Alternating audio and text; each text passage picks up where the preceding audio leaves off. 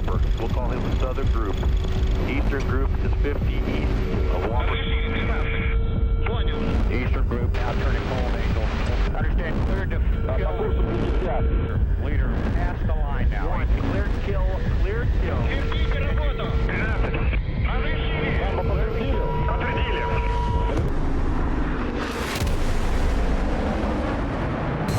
По курсу до цели полсотни 3. Выше 3. Понял. По фронту между целью 2 километра. Одна слева, одна справа, 209. Пошли направо, 39.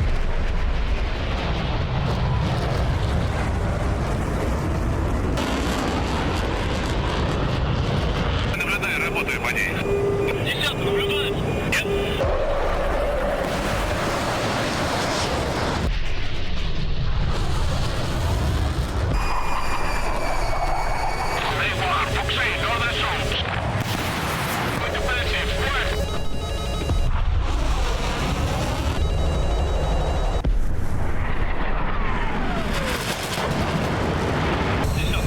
Понял. Находят справа.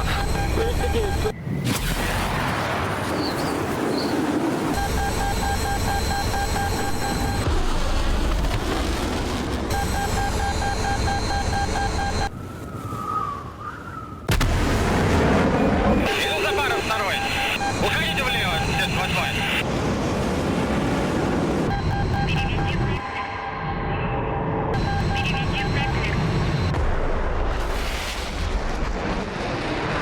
Пошел второй, за нами.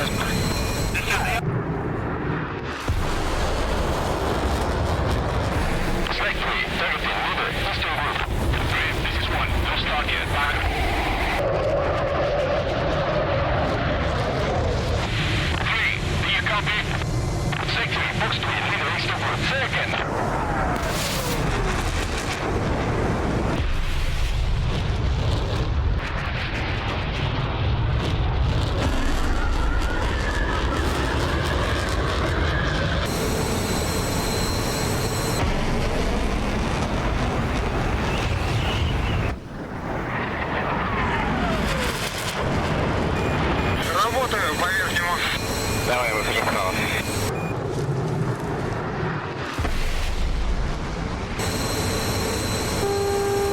Понял.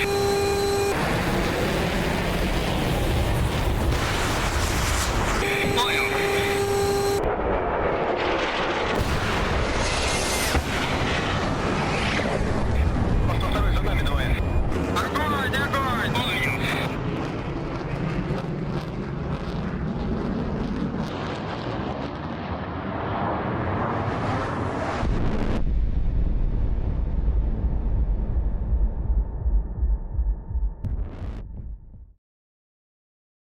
Hello, ladies and gentlemen. How are you all going? Welcome in. Welcome in. Let's get the music going. What are we thinking? A little bit of the White Stripes? Yeah, let's do that.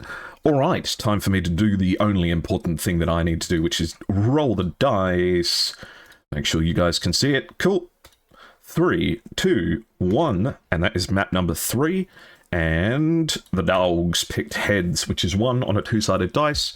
3, 2, 1, which means that the 69th OnlyFlys will be picking the starting side on map number 3, which in this instance is Sochi versus Mozdok, overcast morning with rain.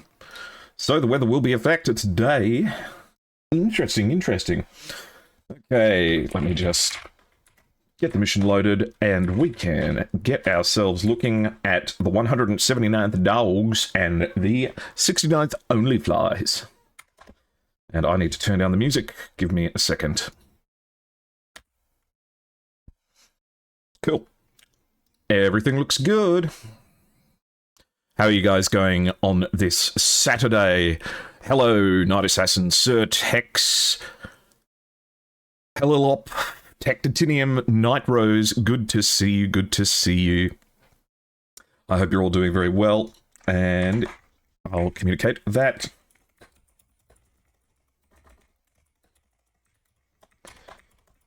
The 69th OnlyFlys is going to be picking the starting side on what is promising to be a pretty wet and dreary SATAC match. Everything looks good, and let's push it on over. And there we go. Perfect. Connect up the TAC view as well, so that we get real-time telemetry and playback of our matches. Looking good, feeling good. So the 69 is going to pick their starting side. I reckon they'll probably pick red. People tend to prefer starting on the red side.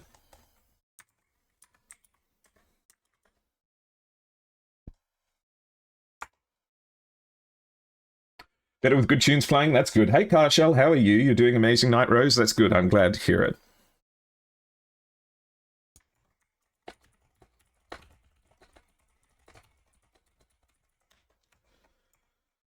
So let's have a look at the weather. The clouds are looking fluffy today. And if we take it all the way down to ground level, we can see that things are looking pretty grim. Though not 100% unusably thick. Let's see.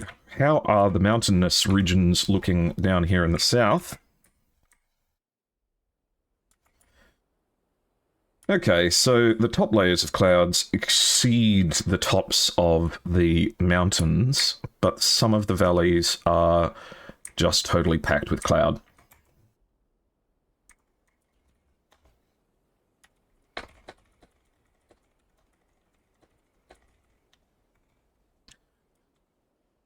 Pardon me. So that does limit some of the usefulness of this valley and terrain down here, which is often used for short-range fighting. But if we have a look at the Central Valley, I reckon that things are probably similar looking. Oh boy, it really is quite awful. Well, this is going to make things tricky because the clouds come all the way down to the deck. In fact, these cloud layers are very low. I wouldn't be surprised if we see more than one controlled flight into terrain today. I know I would certainly be at risk of doing it. For the 69th OnlyFlys, VT and ICU have spawned in so far. An F-16 and an F-18 to get things started.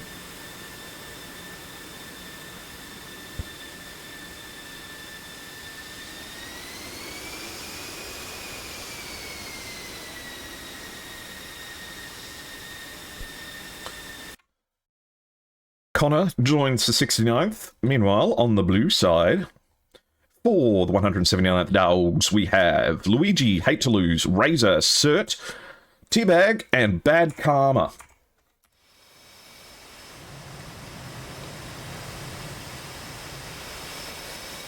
The Dawgs with their fresh new livery looking very, very sweet. Couple of F-18s and F-16s.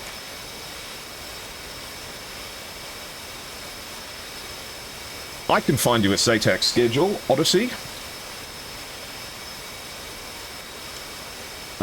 Let me grab it for you.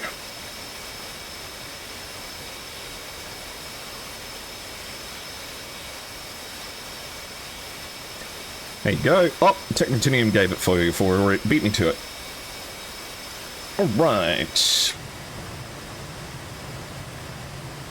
It looks like they have Cert with them in the J11. Looking good, looking good. Correctly reminding me to change the game category at the start of the stream. And that reminds me, Technicidium, let me make sure that the timed message reminding everyone of the SATAC Discord is operational. There we go. Cool. And I'll chuck that one in chat. There you go.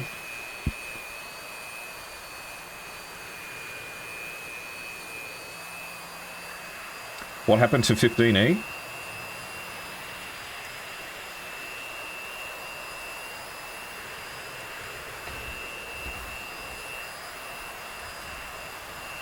Looks like they're struggling to spawn an F-15E.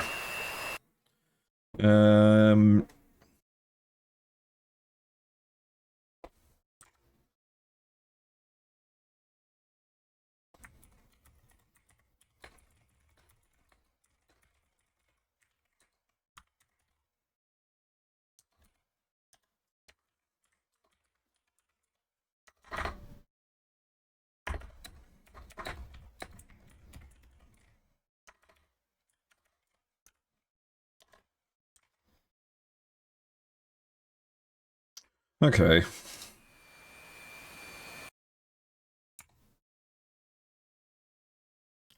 Well, if that's the case, we may need to swap the mission. But we'll see. In the meantime, give you guys something to look at.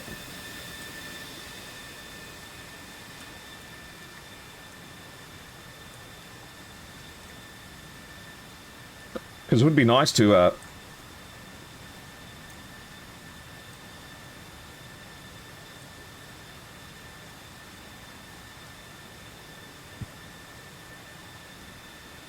I might just have to check something.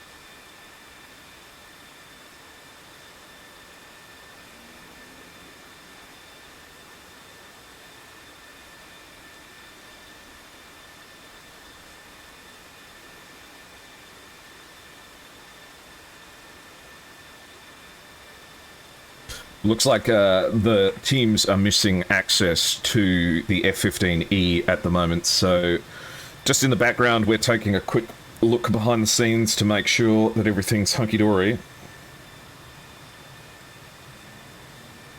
So you'll just have to be patient for a minute while we make sure everyone's got access to what they need. How are you guys going? I hope you're having a good day today. Let's get a poll going to see who you guys are here to support. For round 1, are you going for the 179th Dawgs or the 69th OnlyFlys? I've cast several Dawgs matches so far, and they are always a great show. So, I'm hoping they put up a good fight here. I haven't actually seen the 69th OnlyFlys fight yet, so I'm excited to see what will come of it.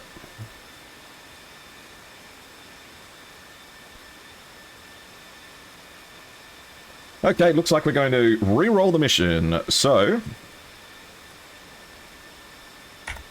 mission number 3 is no good in this particular instance. So let's roll that dice again, and if we score a 3, we will get rid of it. 3, 2, 1, go. Okay, I'll just let the players know what's happening. Give me 1 second.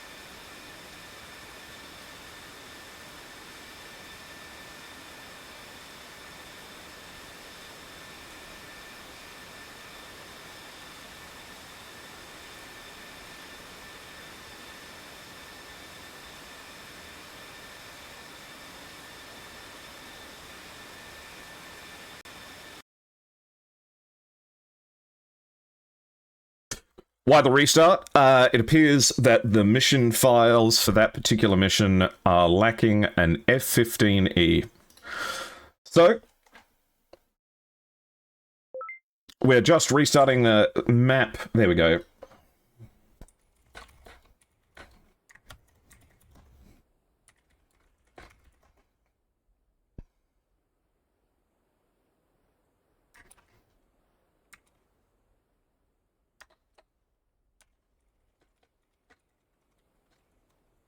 All right. Thank you for your patience, everyone. Let's get everything set up and connected. And hopefully we can get into the sky very shortly. Okie dokie. So, TAC view connected. Spot on. Everything looks good and it feels good.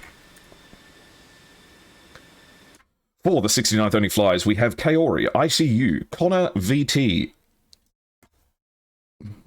which is 1 J11, 2 F-16s, and an F-18 so far.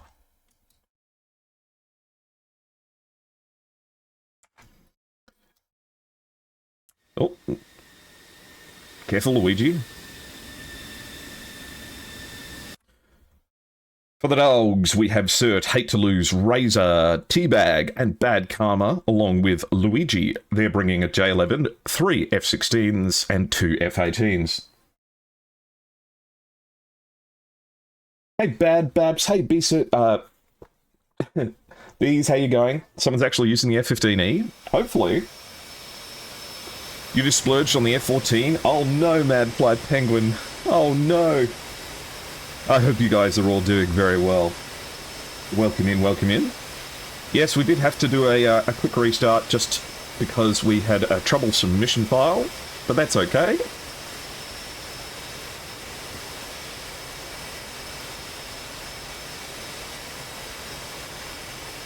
The F-14 is very good, but be prepared to be disappointed with the performance of the Phoenix missile. So let's see. Yes, sure enough, Nacho brings along a F-15E. Will he be bringing along a backseater, is the question.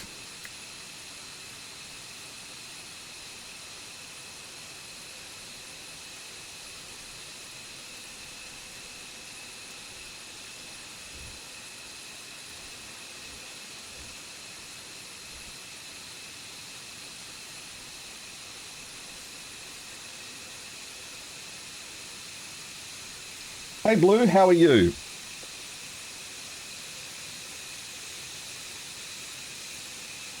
It would be nice to be able to take off some of these pylons if you're not using them on the Eagle. Most people prefer the Charlie just because it's a little bit speedier. But the Eagle does have a couple of tricks up the sleeve, not the least of which is a fella in the back.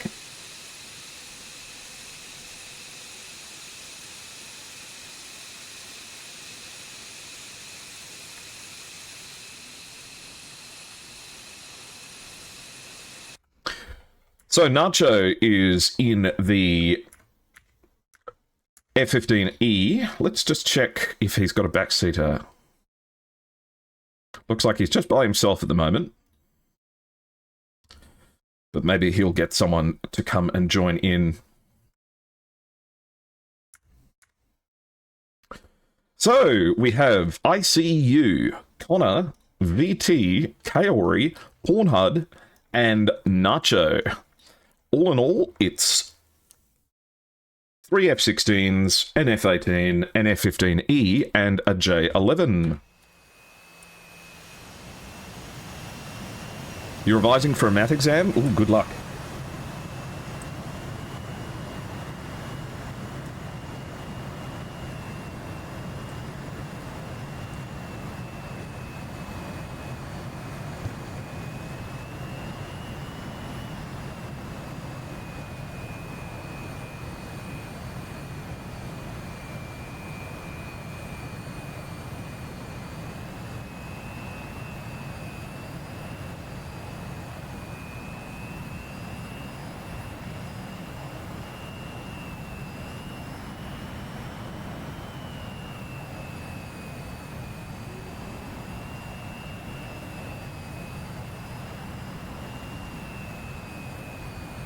Can you have 2 players in a 2-seater? Yes, you can. BCS has had multi-crew for a lot of vehicles. Not all of them, but most of them that you'd expect to. So the F-14 can have a fella in the back seat, so can the F-4E, and the F-15E in the helicopters, like the Gazelle. In fact, I'm not sure about the Gazelle. I think the Gazelle has it. I know the Kiowa has multi-crew, and the Huey can have door gunners. What are you guys doing? This is a SATAC match. This is a 6v6 competitive DCS match. You're waiting for your semi-truck to get offloaded? Are you allowed to say what cargo you were carrying? This F-15E is going to have a lot of fuel.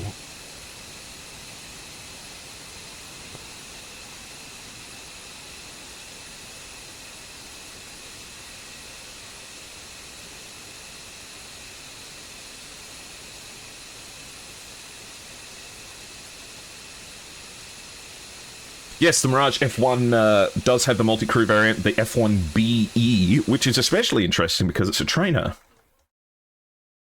So it's not like it's a 2-seater with the intent of, like, having the back seater be a Wizzo or a Rio.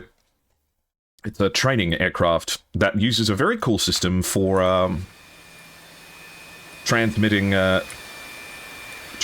what the pilot in the front sees with a camera. Hauling jet fuel, actually. Oh my goodness.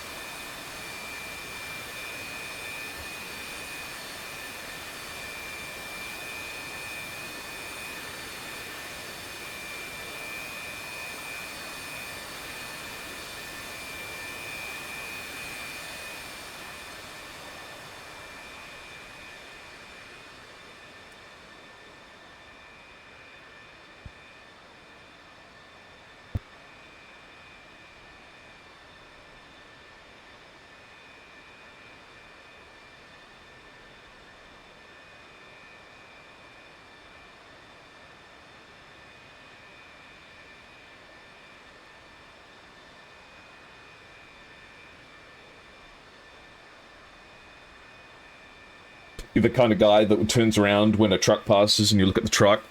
I mean, it's like, oh, the 179th Dawgs are the favourites for round number 1. That's exciting. That's me whenever I see a helicopter. I could be, like, in the middle of the most important moment of my entire life, but if I hear a loud helicopter outside, I'll, like, drop what I'm doing and look outside. I got in trouble for it at work, actually. I was in the middle of fixing something, and then I heard a Chinook flying over, and I was like, oh, wow, it's really low. And then I went outside and stopped doing what I was doing. And my boss was like, hey, how come you went outside? Where'd you go? And I was like, I want to look at the helicopter. And I was like, okay. Oh, thank you, Evan Skyheart. That's very kind of you. You got gifted a sub by Evan Skyheart. Make sure that you, say thank you very much. We have 35 minutes until the ads need to be played. I'm wondering if I should do it now. Fired up ATS. Hey man, that's how you know you're in for a good time. Hopefully Bad Karma can get weaponed up shortly. He's got the livery on, so hopefully the weapons are shortly to follow. On the runway for the 69th OnlyFlys. Looks like everyone's just about lined up now.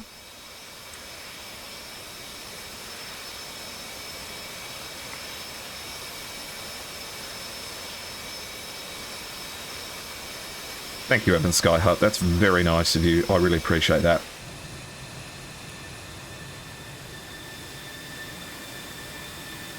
And I think this is the 69th OnlyFlys custom livery on a 996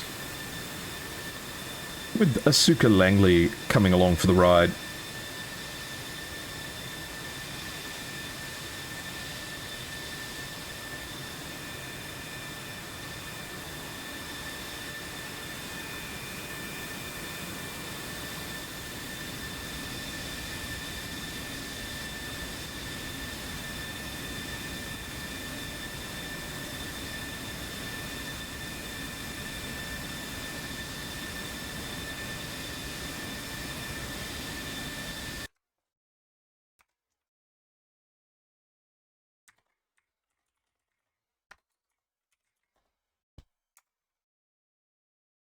Luigi reports ready, and so does the 69th. Excellent. All right.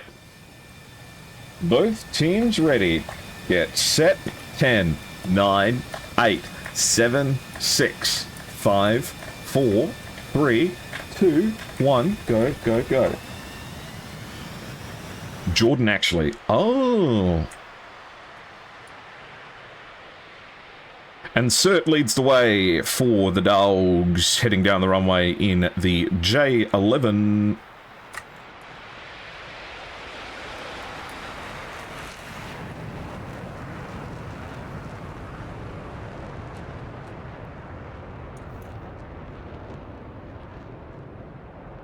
He's looking good.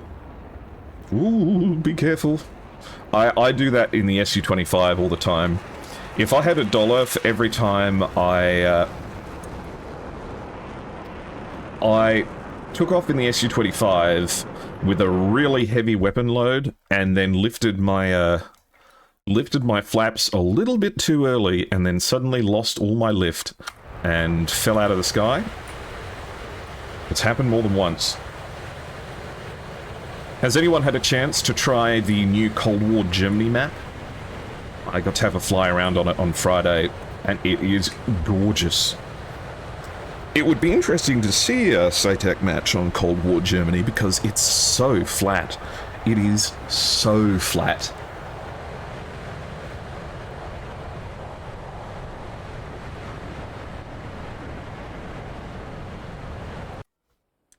This F-15E ought to have plenty of fuel, so I wouldn't be surprised if we see it afterburning throughout the whole match. ICU and Kaori heading down the runway now. Makes your day feel shorter? Well, that's good. I hope that everyone enjoys taking an opportunity to watch some excellent flying and fighting. I mean, I know... That's one of the things. I know I harp on about the no politics thing a lot, but it is part of what makes this so enjoyable. It really is an opportunity for everyone to just set aside all the things that they're stressed about. And I just realized, what is up with this loadout? Hang out for a little bit. Kaori here has elected to bring only 2 AMRAAMs. And not only that, not bringing any SD-10s at all, bringing R-77s instead. And instead of bringing 2 more R-77s, electing to bring R-27ERs. Now, I made the bold claim last weekend that I reckon the R-27ER is a severely underrated missile in the game at the moment. And has enormous lethal capability in SATAC. So I guess Kaori here is going to potentially prove me right or wrong. Hate to lose, heading up into the north in the F-16 with Luigi, his opposite going to the south, Cert and Razor. Heading down the middle, the J11 at 35,000 feet. And climbing.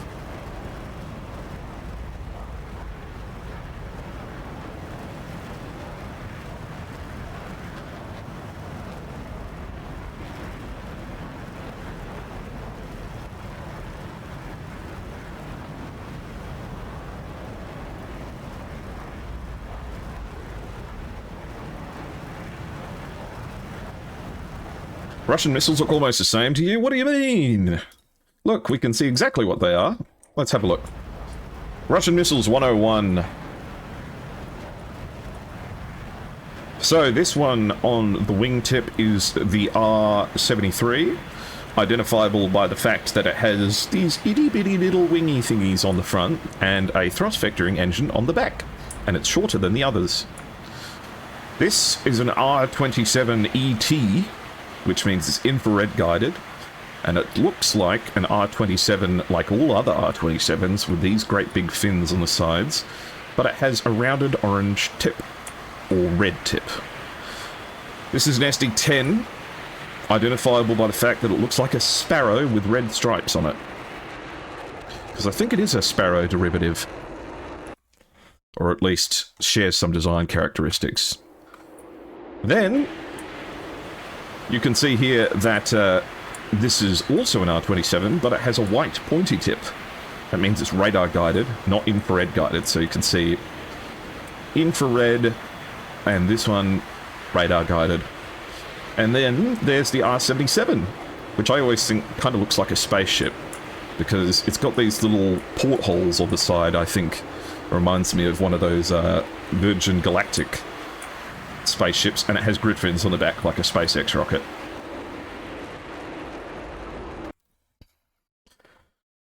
Okay, Luigi is about to enter the circle at 45,000 feet. Nacho's about to get in as well.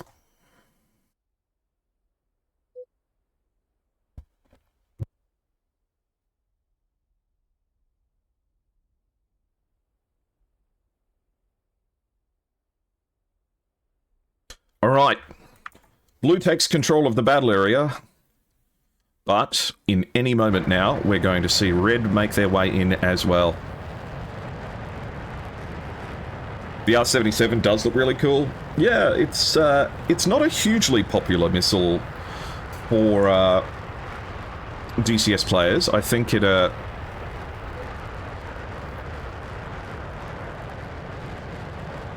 you know what that means? It's combat music time. So, we're going to switch soundtracks, because the battle area is contested. Nacho and Hate to Lose are 88 nautical miles away from each other. Hate to Lose is at 46,000 feet. Nacho is at 40.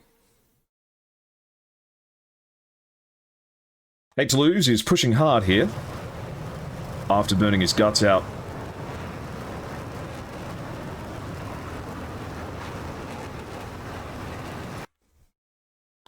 Nacho will have the definite advantage in radar range here. Though with that being said, the F-16 can reach out and touch a big RCS target like the F-15E, 75 nautical miles away from each other. Luigi, however, is heading towards Connor and VT. Third is at 41,000 feet behind Hate to Lose.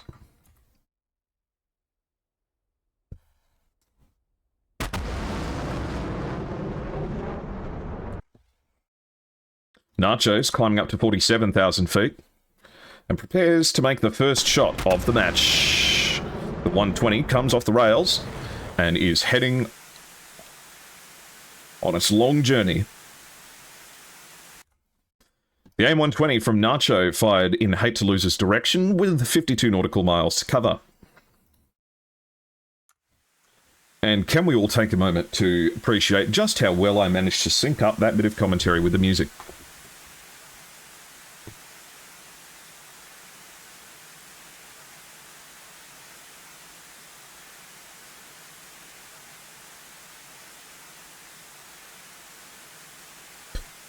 I reckon that seeker head has gone active now. Hate to Lose will know that something's coming. No missiles fired in response just yet.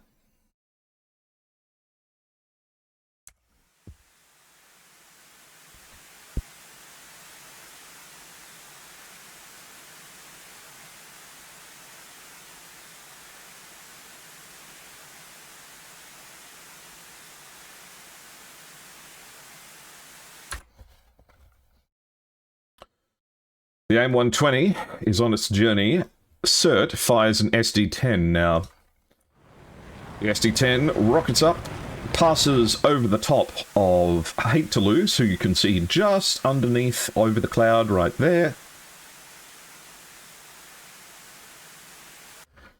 The AIM-120 heading for CERT now. Hopefully CERT hasn't overextended. Let's keep an eye on it.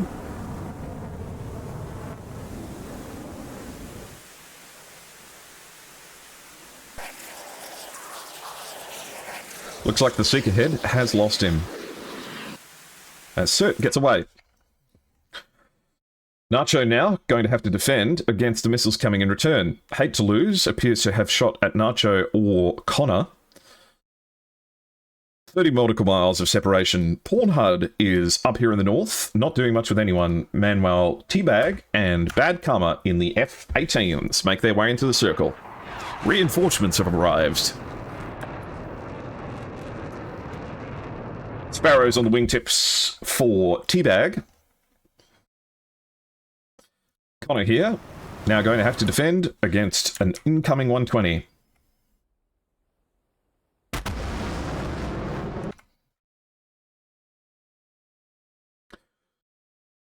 VT has a 120 coming in towards them with a lot of potential energy. Let's see.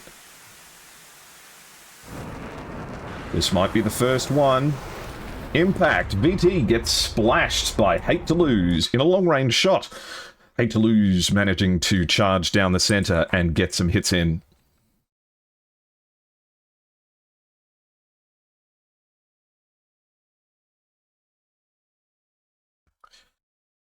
Pornhub turns south now.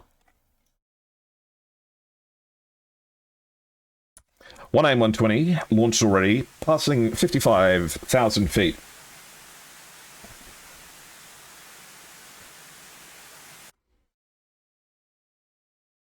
Razor in the F-16 is at 45,000 feet.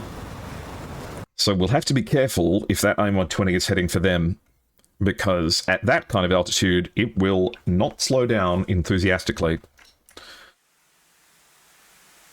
This is going to be dangerous, actually, for Razor. I'm worried Razor doesn't have any idea that this is coming. He certainly does now, as the Seeker head goes active. Razor dumps all the countermeasures he can, but he's too high, and the missile is too fast. Razor becomes part of the terrain. So it's one each for both teams.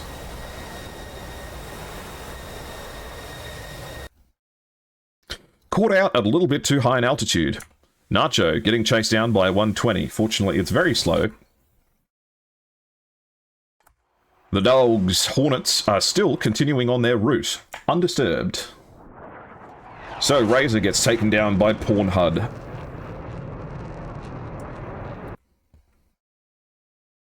Luigi at 33,000 feet turns over and launches a 120 before going defensive.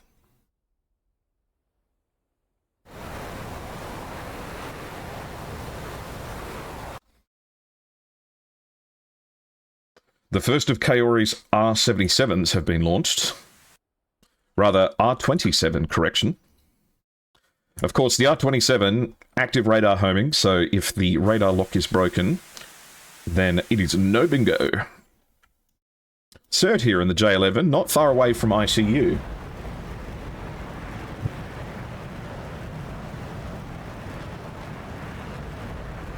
Were those flares? Yes, Blue. What would have happened is they just have countermeasure programs that dispense chaff and flare. Cert getting pinched by 3 members of the OnlyFlys at the moment. Nacho and ICU fire at Cert. ICU's shot at 7 nautical miles. The SD-10 heading out towards Nacho. This is a dangerous, dangerous trade. It is tracking, though.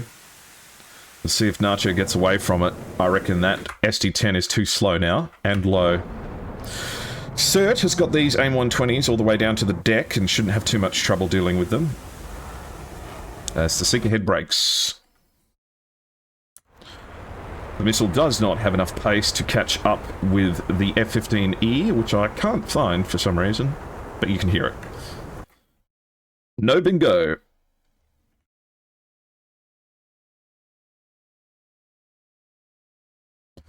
Another AIM-120 heading towards ICU.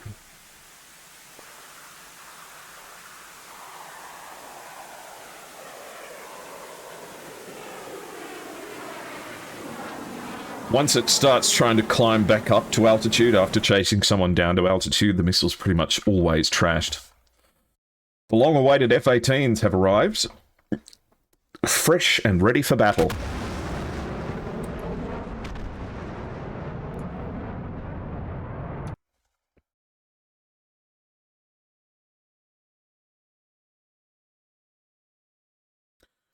Pornhub and Teabag trade 120s. Luigi also supports Teabag, and Pornhub turns the wrong direction to get away. That might be critical, actually. Depending on if Cert pushes here.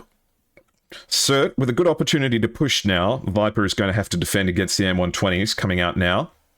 Cert crests for just a moment, just long enough to launch an SD-10 at ICU from short range. That rocket motor is going, and impact. Good shot, but Cert pays the price, as Cert gets traded by ICU with a SD-10 of his very own. This R27 ER shot going towards Hate to Lose, but once again, the lock broken almost immediately. So this R27 is not going to make its way to Hate to Lose, unless he crashes into it somehow. So it's a 3v4.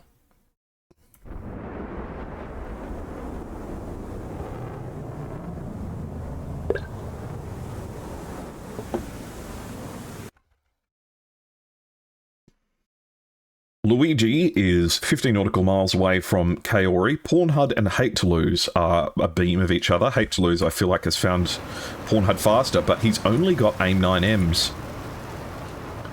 Can he do the impossible and make his way into short range mode? Does look like he's getting close, though. You can see his target just off his nose.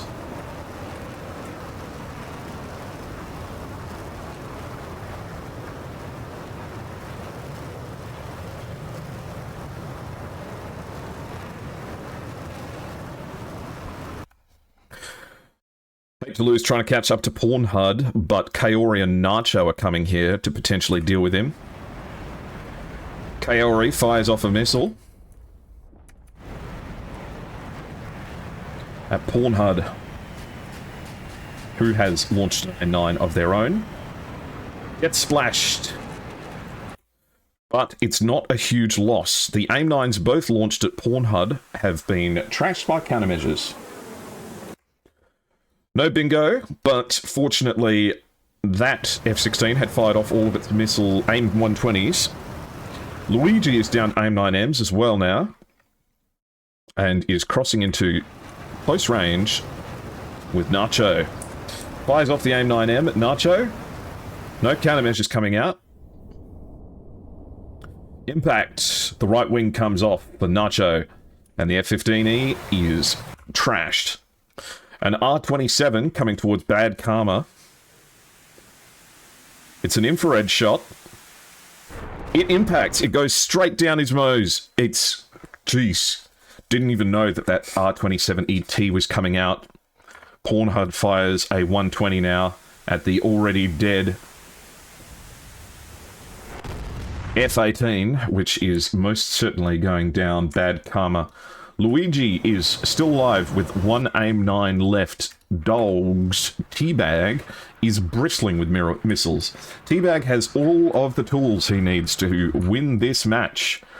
Meanwhile, Pornhud is flying with AIM 9Ms only, and Kaori has R73s, all 4 of them. Teabag needs to take advantage of the fact that he's the only person here with long-range weapons left, and I think he is. He's climbing up to altitude and launching potentially at Pornhud. The range is 10 nautical miles.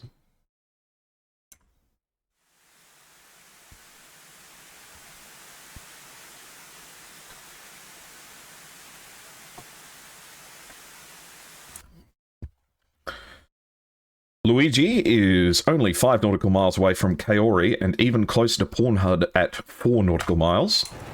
He's got one AIM 9M left. As the other F-16 crests over his right shoulder, will he find him? He does. He catches his glimpse of the target.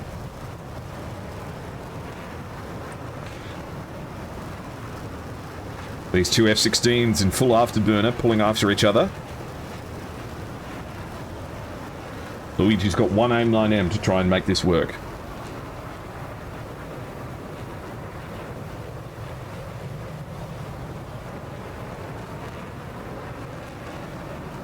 However, the J-11 of Kaori comes into the scene and is fired and takes out Luigi. Luigi doesn't manage to get his missile off. An AIM 120, though, fired by Teabag, is now chasing down Kaori. 1,000 knots, 900 knots, 800 knots. 600 knots. It's getting close, but I think it's just run out of energy. Scrapes the paint off. An AIM-7 comes off the wings towards Pornhud. Needs to be kept active the entire time. Looks like the missile lost track. Oh, it's regained it though. This AIM-7 is tracking. It's not tracking anymore. Oh, misses by centimeters. Another AIM-7 comes off the wings, but an R-73 is going out towards Teabag. And it hits. Teabag goes down. The AIM-7, no track, goes into the mountains. As Kaori and Pornhud are the last ones left standing.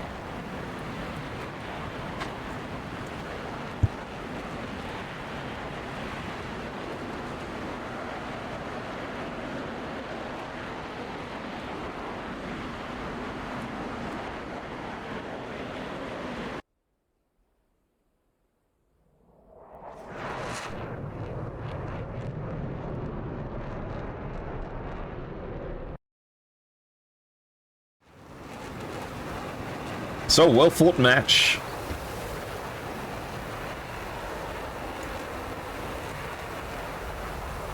Let's have a quick look at the TAC view, just in case we missed anything.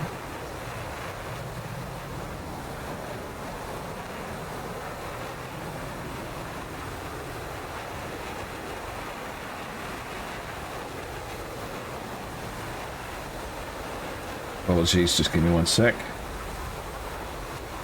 There we go.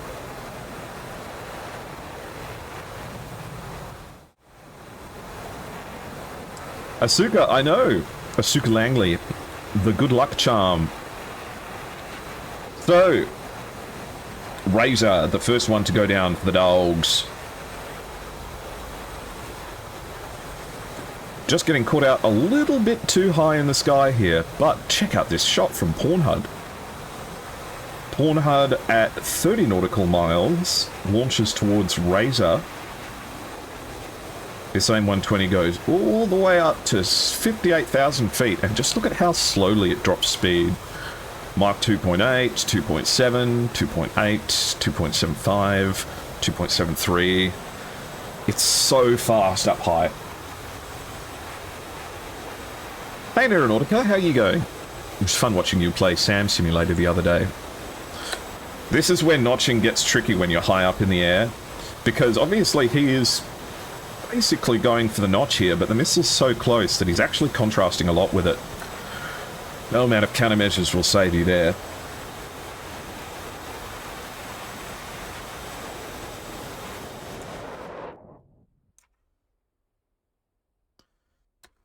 So Razor was the first to go down.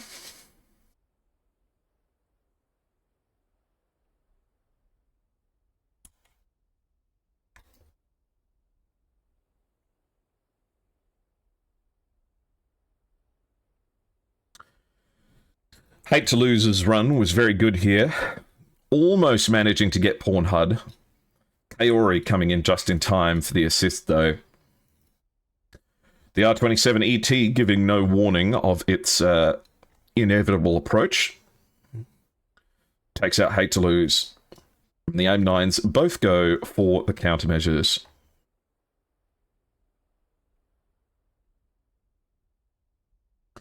Third here in the J11, being very aggressive, but managing to close the gap just enough to get a shot at ICU. Unlucky here, actually, to not get the notch. I think he defended against that one really well, but looks like the AIM-120 didn't feel like falling for it. Yeah, wow, I'm really surprised that didn't notch, especially at low altitude. You know what it probably was? Is that ICU's radar guidance kept it going and got him.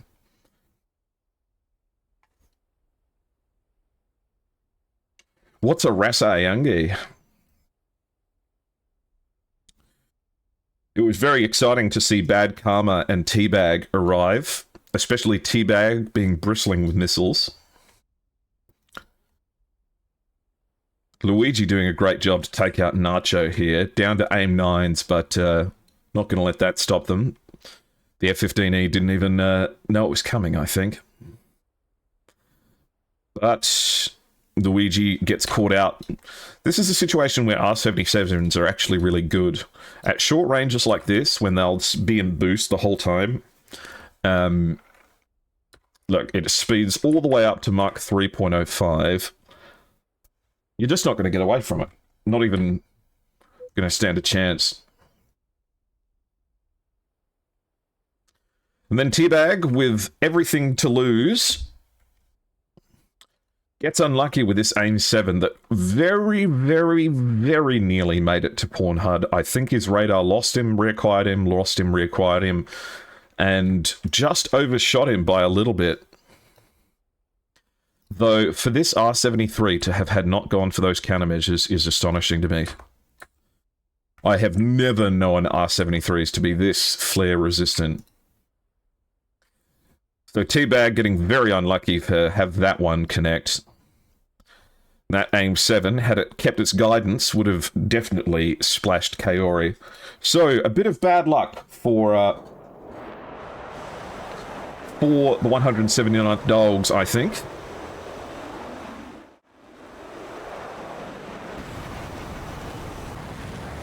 As the OnlyFlys jettison their last weapons.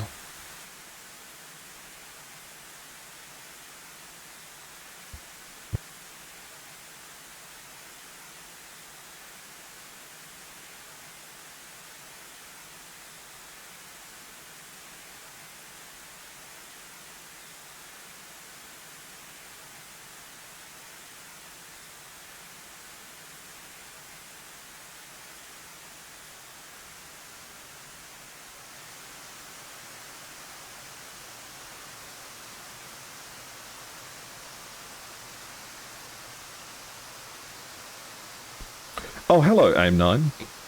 Hello, aim 9.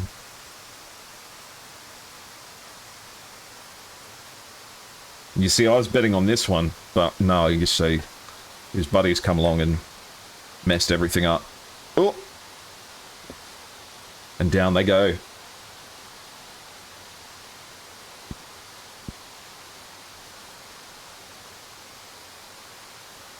That was tragic. It was very unlucky. Having that R73 resist the flares was tricky. Okay.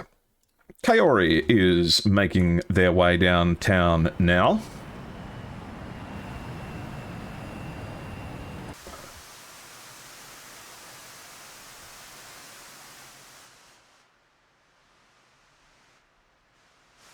Oh, do you reckon the missiles impacting will time with the music? Go bang, bang.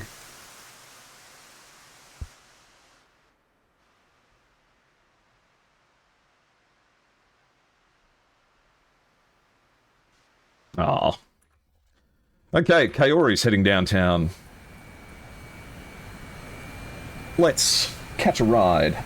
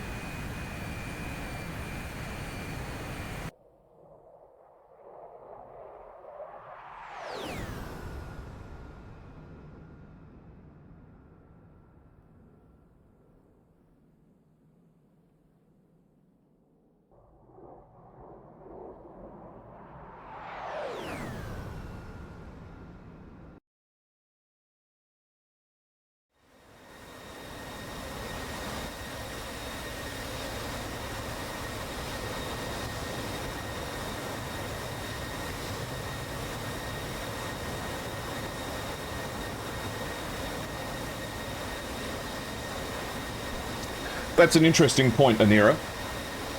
There are rules in SATAC that limit the amount of Fox 3 missiles, that is AMRAAMs, to 4. That means that even planes like the F-18 that can theoretically carry 10 AIM-120s are limited to 4. This means that aircraft like the JF-17 remain relevant, and it leaves an opportunity for the implementation of other missiles like the AIM-7 Sparrow. I just realised, does this engine have lace? That is lewd as hell.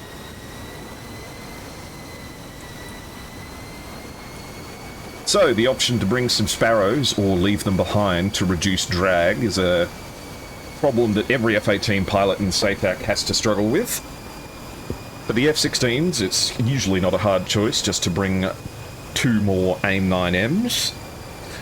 J-11s, they get their pylons, but fortunately the 2 pylons that can support the R-27ET are usually available. So you'll put the 4 Fox 3s on the belly. Oh, he's gonna... Ooh, nearly. Ah, there we go. The R-27ET is a popular choice to bring on the extra pylons in the J-11. If you're flying an F-14, you get the 4 Phoenixes, but you'll need to reserve the wing pylons usually for Sparrows or something similar. And the 69th OnlyFlys secures round 1.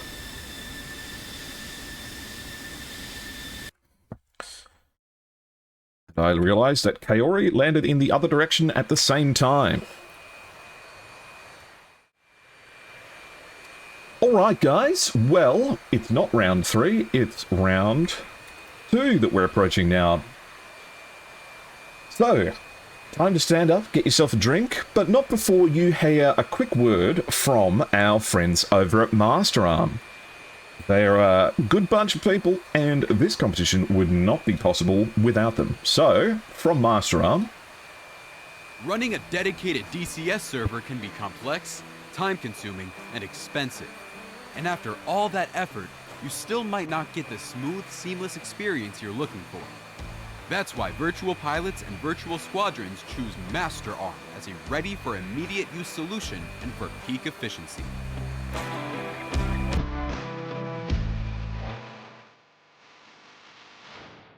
With low latency, high stability, and uncompromising performance, Masterarm ensures that every maneuver, every decision, and every shot counts. Stay mission ready. Fly with confidence. Masterarm has your 6. Get your server at www.masterarm.de.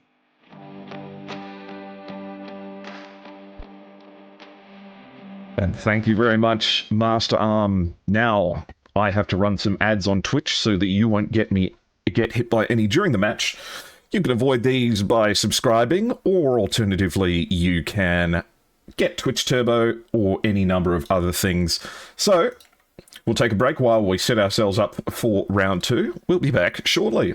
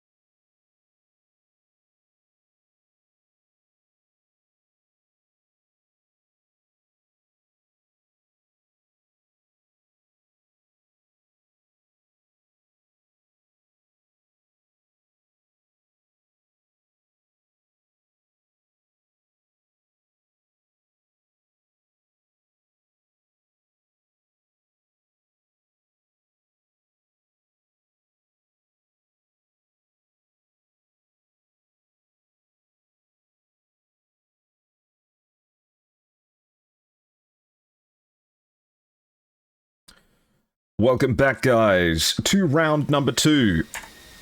We have ICU leading the way for the 69th OnlyFlys as they prepare to start off on Sochi Airport.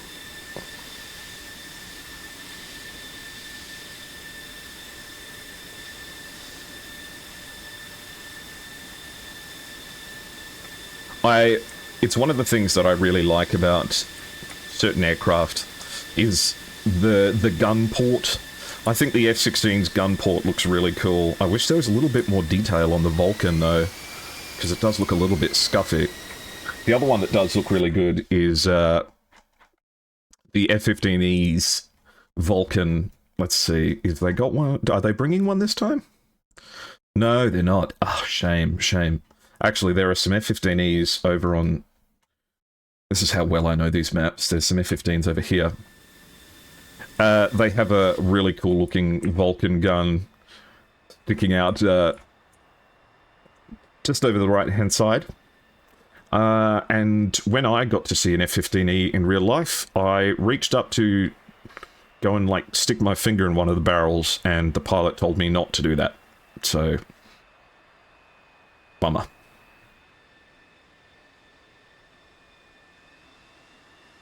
Madfly Penguin, you need to subscribe to the Airshow School of PvP Air Combat. Which is to say, don't worry about being good at it. Just have a good old time.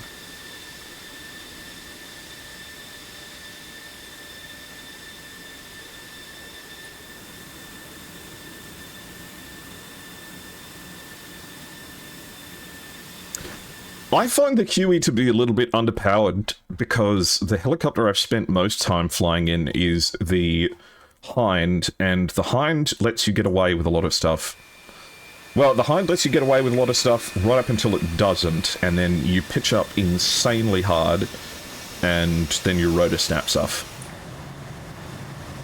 Or if you're like, I love flying the Hind. The Hind's so much fun to fly. Look at how fast I can go in the Hind. Oh no, I went too fast and now I'm not flying anymore. I have suddenly realized that I am flying an enormous brick.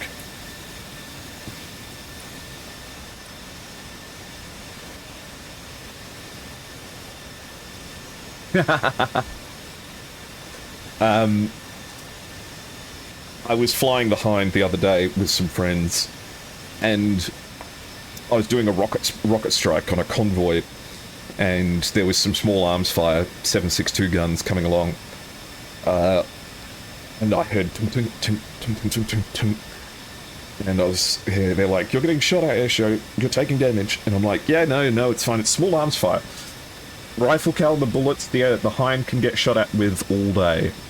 And it was at that exact moment that one of the Abrams in the convoy turned its 120mm smoothbore gun in my direction and shot a heat FS round directly into the troop compartment, and there wasn't a wreck left. I just exploded.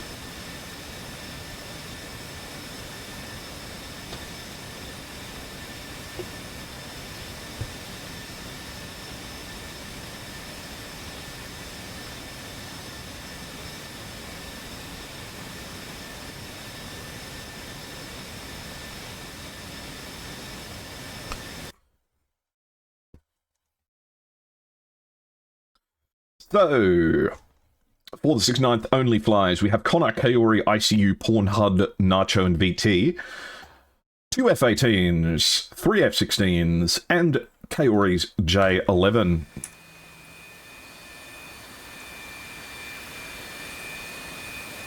The same loadout for Kaori again, bringing the R-27ERs. Didn't get much use out of them last time, but the R-77s did work fantastically.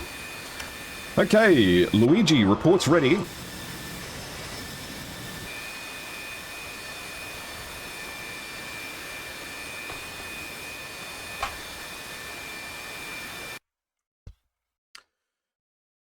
For the Dawgs, we have Cert, Luigi, Hate to Lose, Razor, Bad Karma, and Teabag. Let's chuck up a quick poll here so that we can see who you're supporting for round number 2. Are you going for the 179th Dawgs or the 69th OnlyFlys?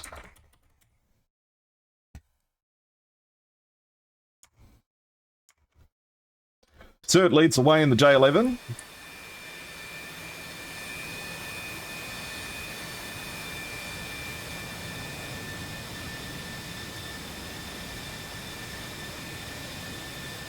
This is me when I see an aeroplane and I have to explain to my partner what the aeroplane is, even though she doesn't really care.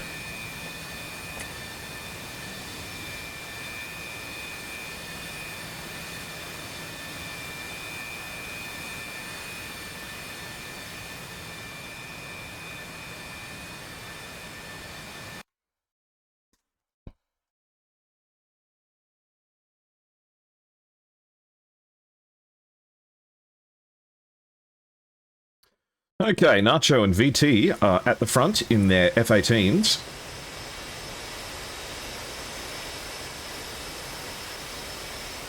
All fuel tanked up and good to go. Both teams ready. Get set. 10, 9, 8, 7, 6, 5, 4, 3, 2, 1, go, go, go.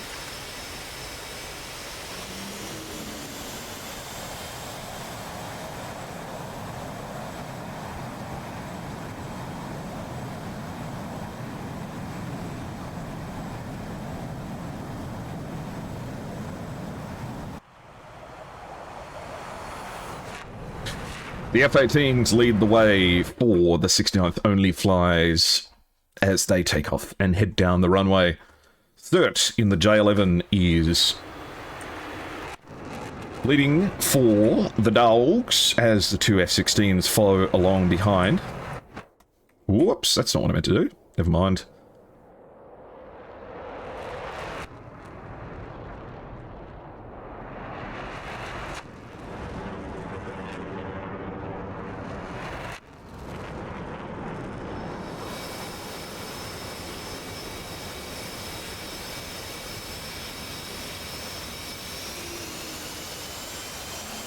Yeah, not me sitting in the passenger seat of the car looking out the window and then my partner is asking me for directions and then I see a Hercules out the window. I'm like, that's a C-130.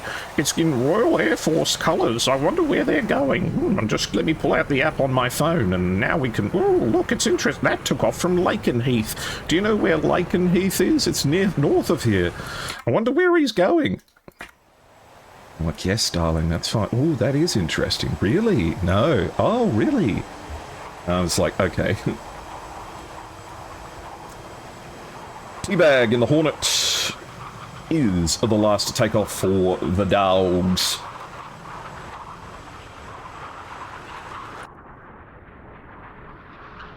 Carrying the extra Sparrows.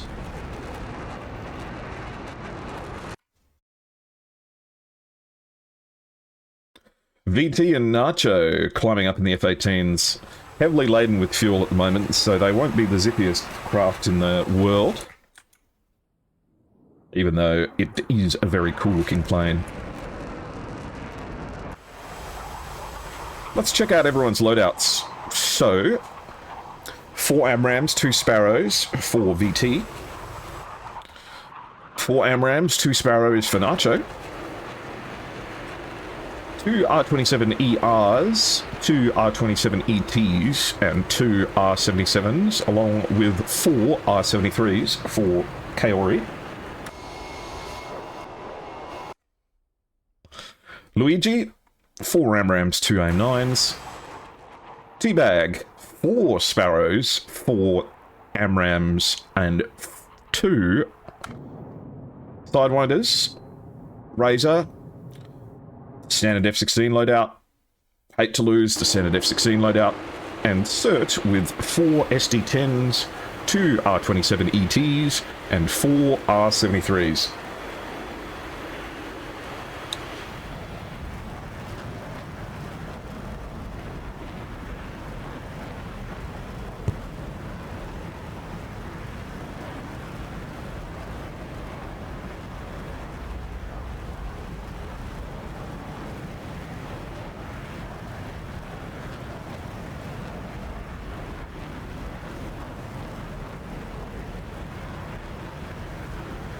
I live... Well, it's hard to live anywhere in the UK and not be surrounded by airfields. But I live quite close to a helicopter training school. So, regularly we'll see Robinson R-44s flying around the place as people take helicopter lessons, and I am just waiting for the day when I see a spinning rotor blade fly past my window and then hear a Robinson R-44 crash into the top of my flat. Because it's only a matter of time, isn't it? Nacho is going down the middle, Connor and Pornhud are going down south and north respectively. The Dawgs are punching straight down the middle, with the F-16s leading the way at 40,000 feet, and going quick.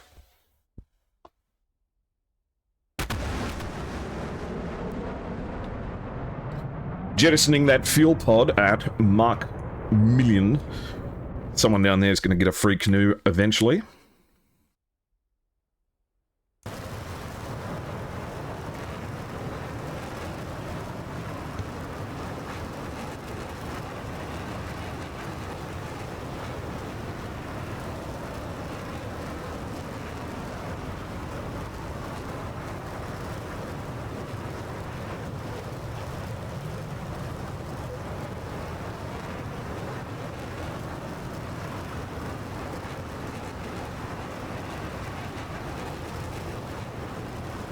Red takes control of the battle area. You know what that means. Time to put on battle music.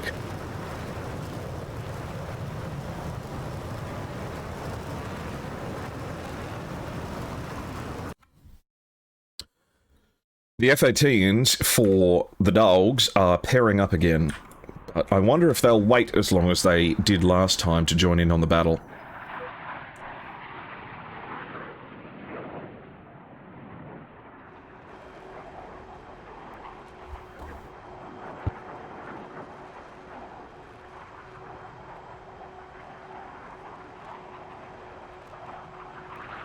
Hello, Maverick. Welcome in. Thank you for the follow.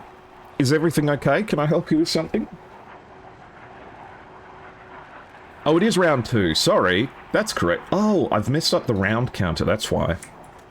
My apologies. I know what I've done wrong. Thank you, Maverick. So, separation currently 80 nautical miles. Wish I had lasagna. Garfield has it figured out.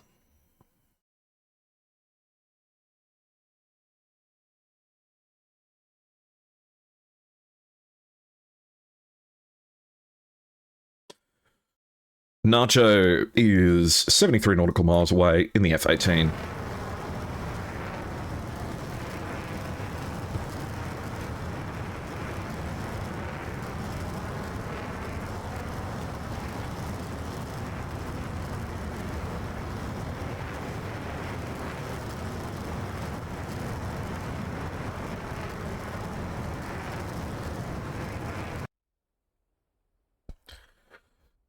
Nacho was formerly flying the Strike Eagle, but has swapped out into an F-18 this time. Hate to lose and Luigi, they are 4 nautical miles away from one another in pairs. 43,000 feet, you can see the little tiny dot of his wingman just over the top of his plane.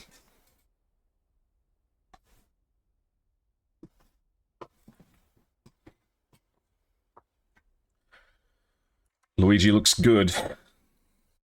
Who will be the first to shoot? 48 nautical miles now. Connor in the F-16 is heading around north. These two teams are going to clash against each other like raging tides, I get the feeling.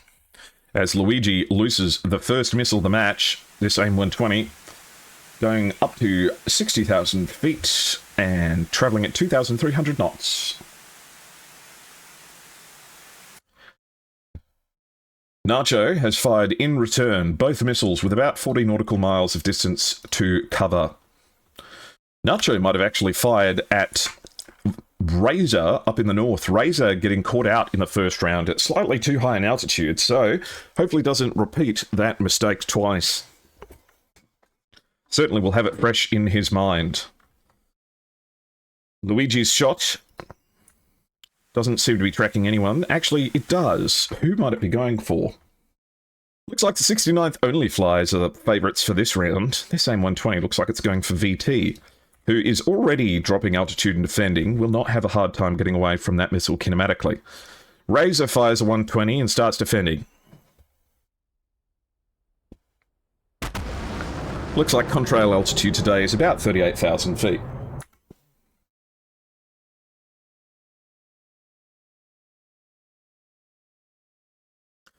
This missile, launched quite a while ago by Nacho, is heading for Razor, who may end up getting caught out at high altitude just like the first round. Countermeasures are coming out. He needs to reverse his turn.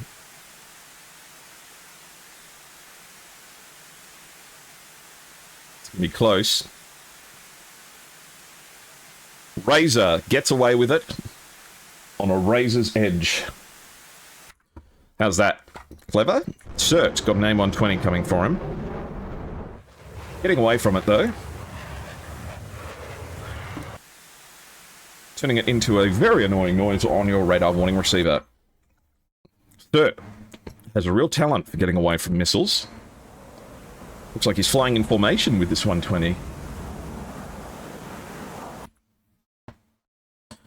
No damage just yet, but Hate to Lose is heading straight in.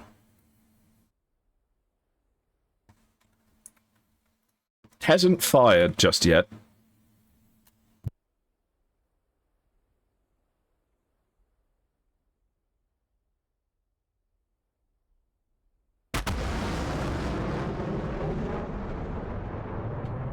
Off goes the missile.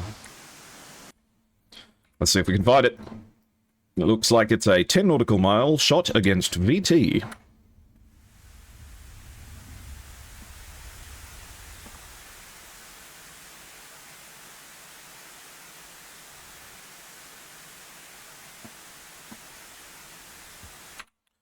No effect. VT manages to get away. ICU fires towards the group of Razor and Luigi and is heading straight down.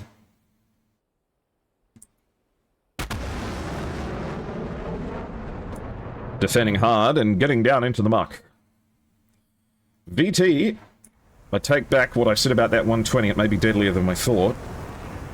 Gets away from it. The missile slows down to 500 knots. VT is travelling at 600. So I'm telling you, it's a mathematical impossibility.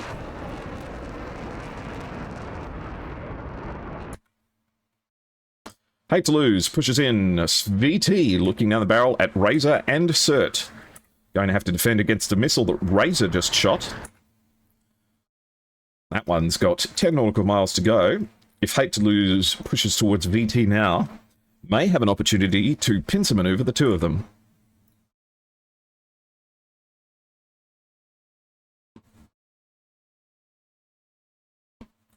Kaori and Nacho contending with Hate to Lose down here. Kaori in the J11. No missiles fired just yet, but certainly within effective range. VT defending against the 120 that's now slowed down to below 600 knots, so would be able to just run away from it.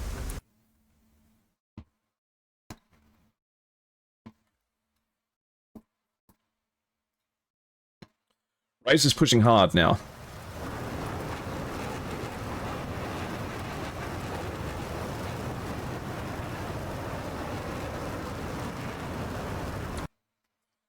Not far away from ICU, VT, and Nacho, things are getting dangerous. It's a 3v6 in the local area, with Bad Karma, Luigi, and Teabag holding back just a little bit, with Teabag at 33,000 feet.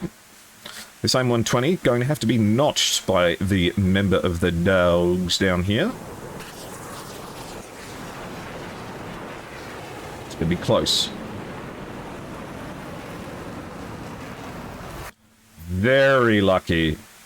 Ooh, that's lucky. What about Razor? Razor manages to dodge it as well, just by the skin of his teeth. Cert fires an R-27 here. It's a heat seeker. It is tracking.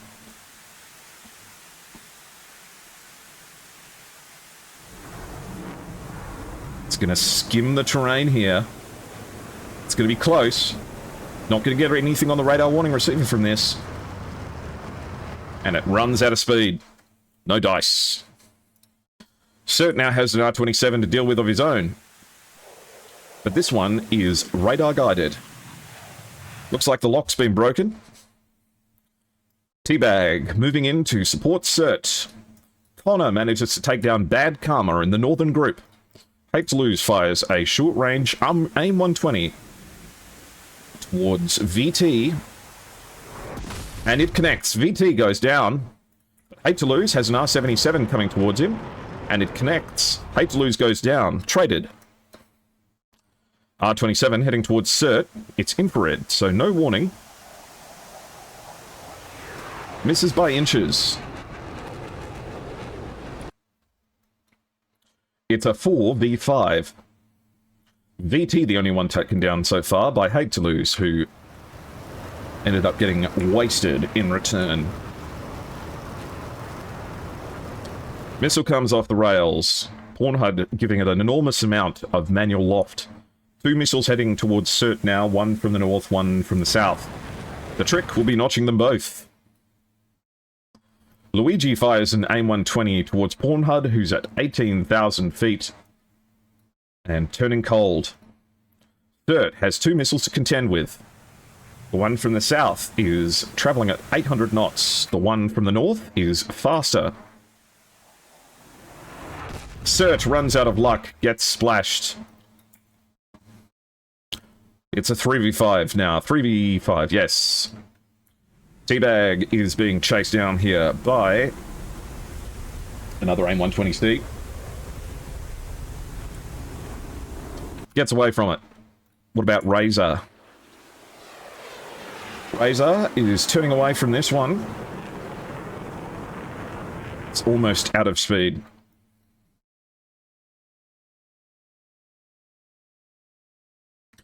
Kaori defending against this 120.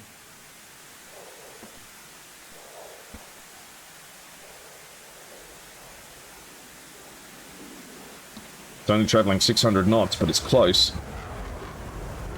Out of energy.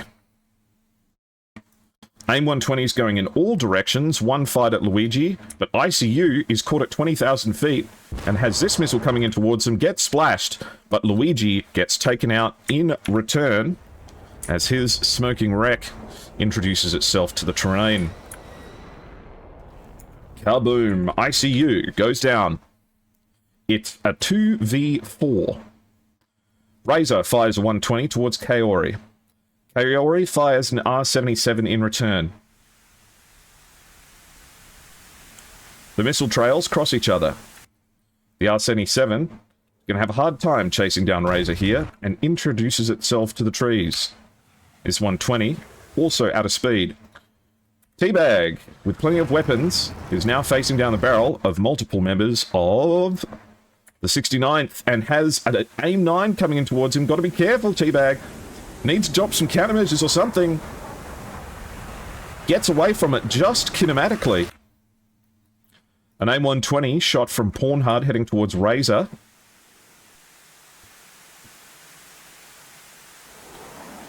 This one is going to have to contend with some tricky terrain.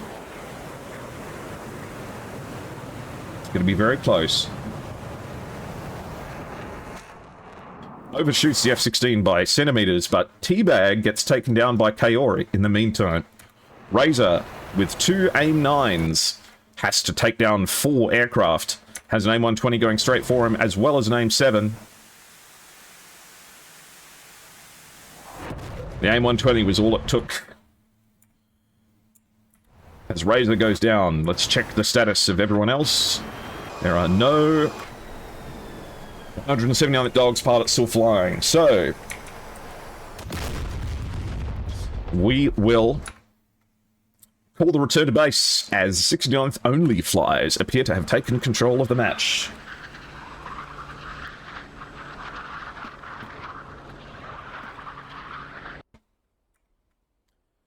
Now let's have a look at what we missed on the TAC view.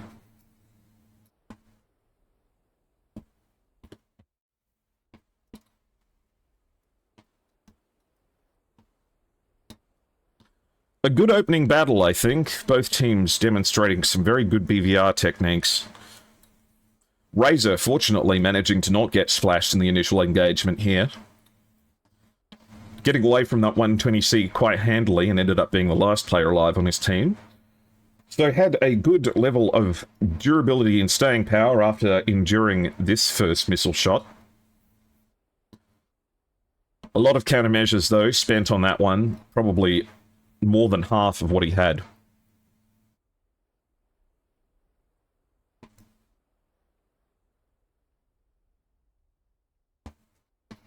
Bad Karma got splashed off screen, so let's see what done it.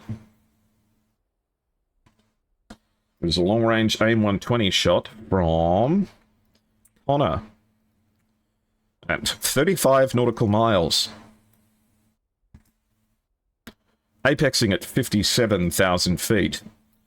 It maintained Mach 6.2 and kept its speed Mach 2.4, Mach 2.35, Mach 2.1, Mach 1.8. Unlucky Bad Karma, but that missile just had the maths on its side.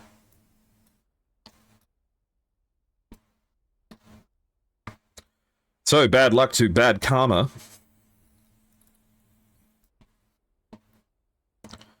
Luigi here, getting stuck into the fight, but gets caught out by a top-down AIM 120C shot from ICU.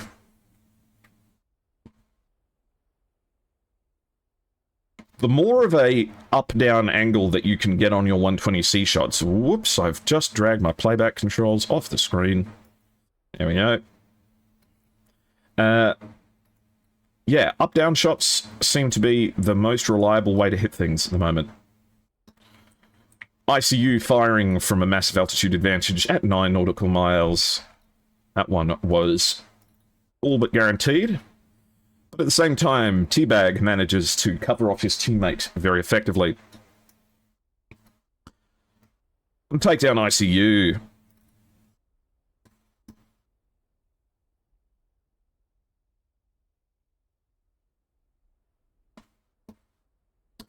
After that, the disassembly of the remainder of the Dawgs happened gradually. Teabag getting very lucky to not get hit by an AIM-9 here.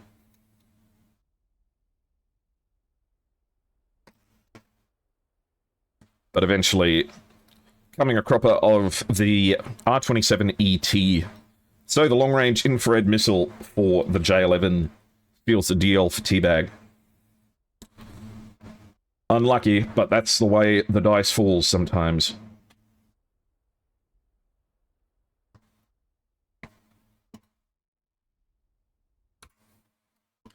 Looks like Nacho's leading the way back, and he's at 48,000 feet.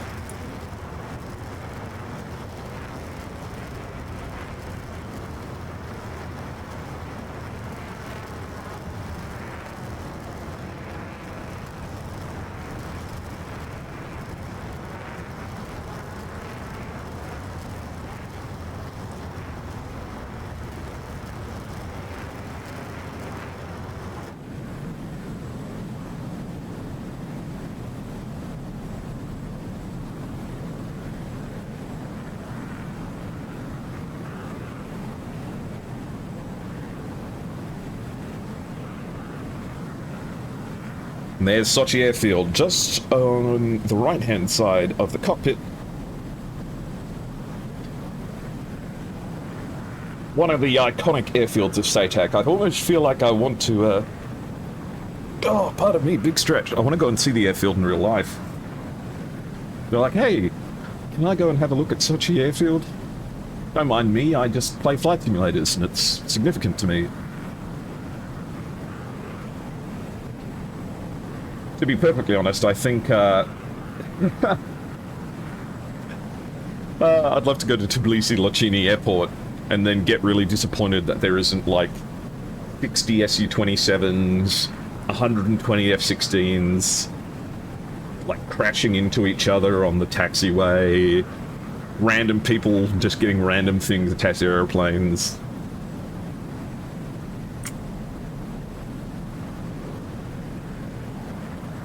Well, that was a great fight. I think both teams exemplified great fighting and flying today. So ought to feel very pleased with themselves.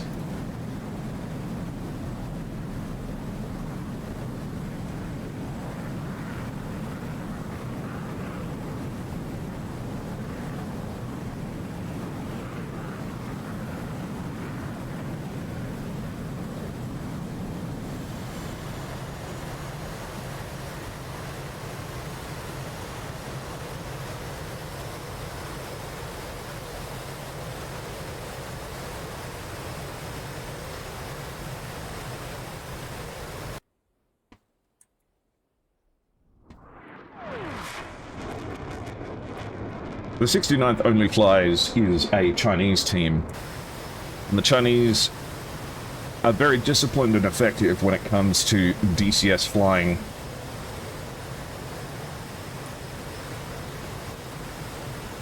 The 179th Dawgs is a relatively new team onto the scene of SATAC, and have been enormously enjoyable additions to the competition as a whole.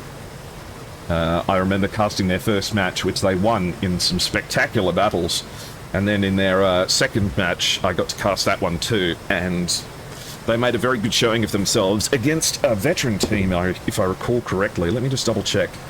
It was against the 51st PVO, which, in terms of tricky group mates you can find in SATAC, it doesn't get much trickier than the 51st PVO. They managed to put up a really good fight and give the 51st a proper workout, so they're a team with enormous promise. I remember in the interviews having a chance to talk to them, and they said that one of the main things that they did want to focus on was more practice and more experience, and no doubt these matches against teams like the 69th, which, whilst being relatively new, I think has some recognisable pilots that we are all familiar with. Enjoyable to come and have them be a part of the comp, and providing valuable experience for new teams who are just beginning their journey in the virtual skies of competitive DCS. I'll join the interview channel and we'll see if anyone wants to come and have a yap.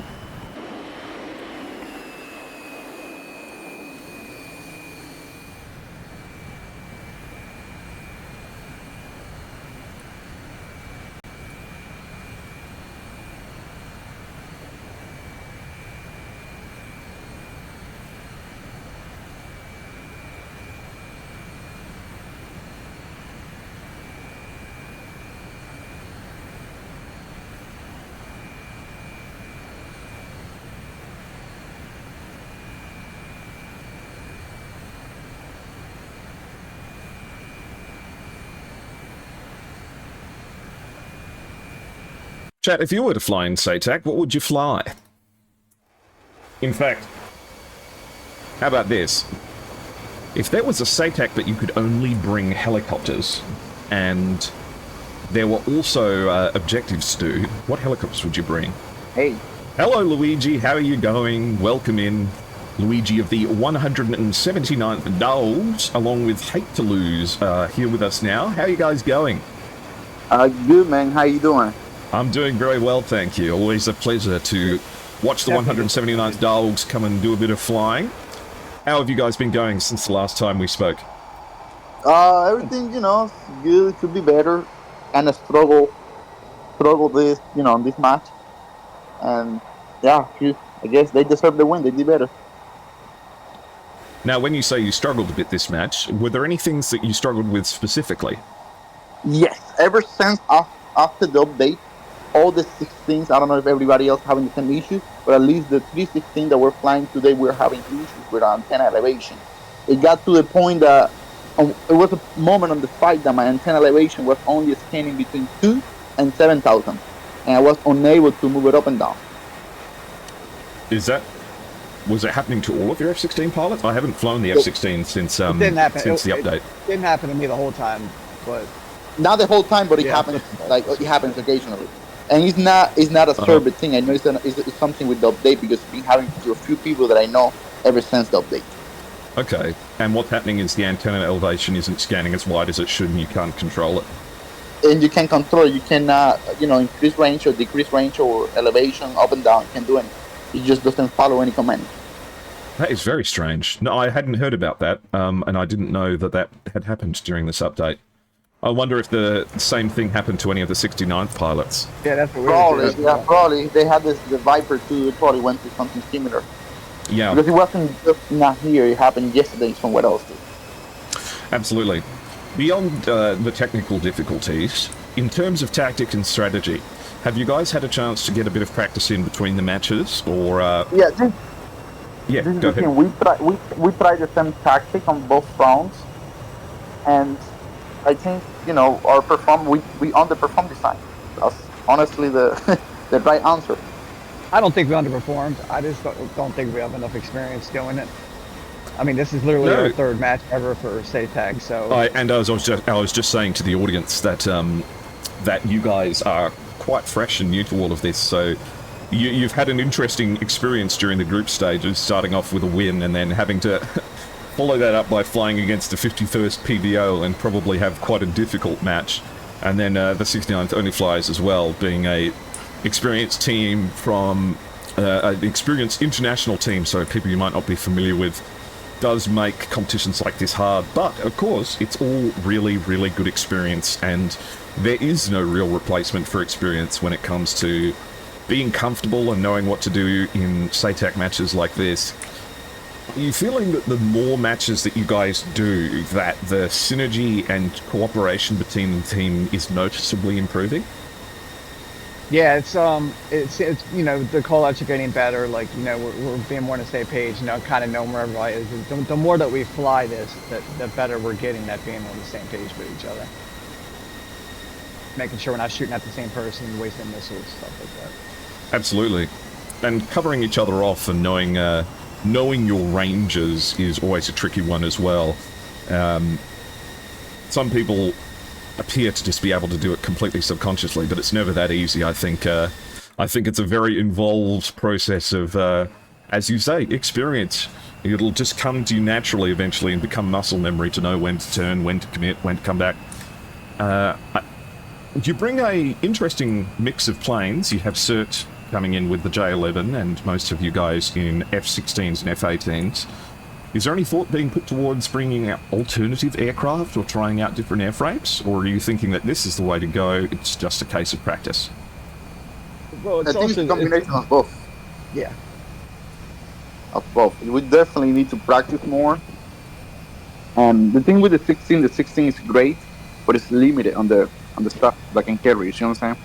So we definitely don't want to fly full Vipers, but at the same time we like the speed that it gives you to be able to defend and attack and all that kind of stuff. So I think we just gotta practice on both aspects, get better flying together, and just get better.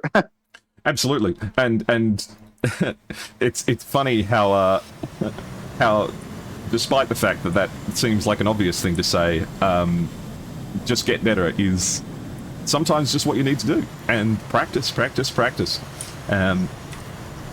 But it is interesting that in a competition like SATAC, where people can bring any airframe that they want within reason, that you still get such an interesting mix of aircraft. I was hoping we could get one or two of the 69th in here, if anyone is available to chat. Just let me send a message in the game chat.